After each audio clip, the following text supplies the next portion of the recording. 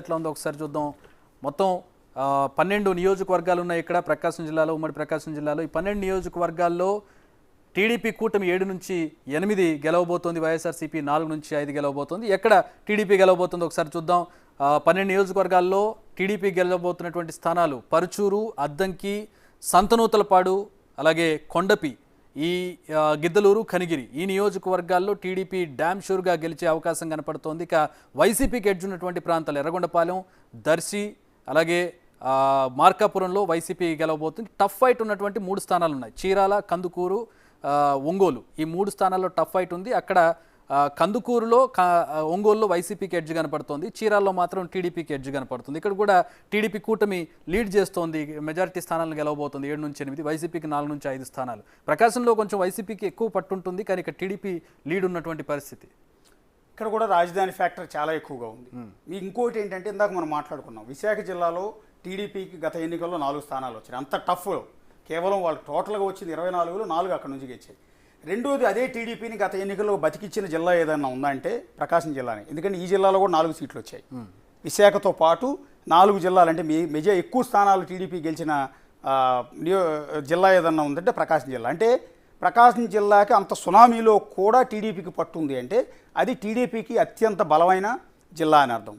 So ఈసారి రాజధాని effect మరింత కలిసింది. గుంటూరు జిల్లాలో రాజధాని ఉన్నప్పటికీ ఆ పక్క జిల్లా మీద చాలా సివియర్గా ఉంది. సో ఆ వ్యతిరేకత, ప్రభుత్వం మీద వ్యతిరేకత ఆ జిల్లాలో క్లియర్ కట్గా కనపడుతుంది. అందుకనే 7 నుంచి 8 స్థానాలు టీడీపీ వైపు మొగ్గు చూపారు, 4 నుంచి 5 స్థానాలు వైసీపీ వైపు. వైసీపీ పక్కా అని చెప్తున్న ఎర్రగొండపాలెం ఎస్సీ కాన్స్టిట్యున్సీ పట్టుంది. సో ఆటోమేటిక్గా వాళ్ళ సిట్టింగ్ స్థానం గెలిచే అవకాశం ఉంది.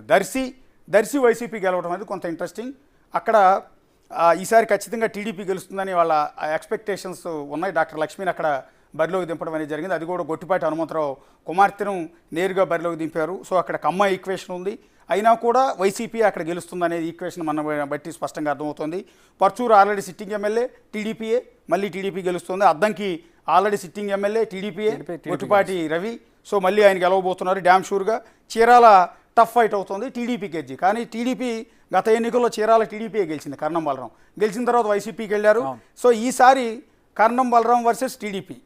కర్ణం బలరాం మళ్ళీ వైసీపీ నుంచి పోటీ చేసినా కూడా సో ఈక్వేషన్స్లో టీడీపీకి మళ్ళీ ఎడ్జి ఉంటుంది. అంటే కర్ణం బలరాం ఫ్యామిలీ ఈసారి ఓడిపోబోతోంది, టీడీపీయే గెలుస్తుంది. సంతనూతలపాడు టీడీపీ గెలవడం వెరీ ఇంట్రెస్టింగ్, ఎందుకంటే ఎస్సీ కాన్స్టిట్యున్సీ అది.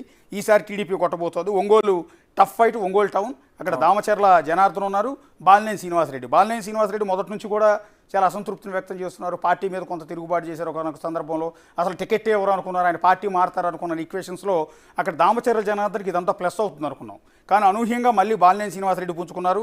ఆ ఒంగోలు టౌన్లో మళ్ళీ వైసీపీకి ఎడ్జ్ ఉన్నట్టు తెలుస్తుంది. కందుకూరు నుంచి టఫ్ ఫైట్ ఉంది, అక్కడ కూడా వైసీపీ గెలిచే అవకాశం ఉందంటున్నారు. Kondapi SC constituency sitting MLA టీడీపీయే, అక్కడ టీడీపీ ఆల్రెడీ సిట్టింగ్ ఎమ్మెల్యే మళ్ళీ గెలవబోతున్నారు. మార్కాపురం వైసీపీ గెలవబోతోంది, గిద్దలూరు టీడీపీ గెలవబోతోంది. గిద్దలూరు నుంచి కూడా అక్కడ ఎమ్మెల్యేని మార్చారు. గిద్దలూరు ఉన్న సిట్టింగ్ ఎమ్మెల్యేని పక్క నియోజకవర్గానికి మార్చి పక్క నియోజకవర్గం అభ్యర్థిని ఇటు పట్టుకొచ్చారు.